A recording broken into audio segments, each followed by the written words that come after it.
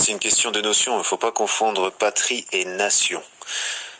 Et on se rappelle que la philologie est la mère des sciences cognitives, donc de la cognition, de l'intelligence humaine.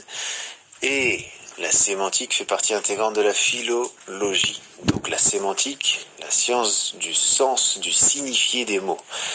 La patrie, ce n'est pas la nation.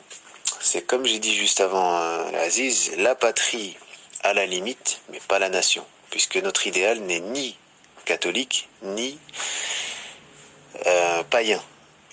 Et la France, l'idéal de la France, donc l'idée, le pinacle de la France, au niveau des idées, c'est soit le paganisme, donc la tradition spirituelle, c'est soit le paganisme, soit le catholicisme.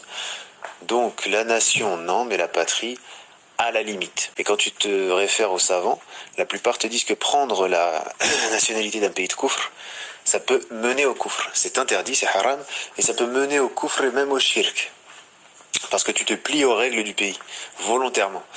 Et moi, bifadlillah, si j'avais pas fourni les efforts personnels, je serais pas arrivé au stade où j'en suis aujourd'hui. Certes, j'ai baigné dans l'arabité et dans l'islamité depuis le départ, depuis mon enfance, mais basique. C'est-à-dire que si je n'étais pas parti étudier, si je n'avais pas dit à mon père, inscris-moi au masjid, si je n'avais pas rencontré deux cheikhs, si je n'avais pas rencontré des asatidah, des enseignants brillants, je ne serais jamais revenu à la maison avec plus de connaissances. Je serais resté sur ce que mes parents m'ont donné.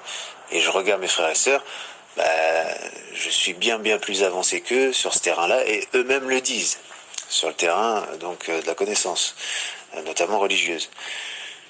Donc c'est pas les parents qui nous mettent et nous on grandit sur ça. Non, c'est nous, notre amour, notre attache. Moi c'est l'amour à l'arabité, à l'islamité qui m'a amené à ça. Alhamdulillah.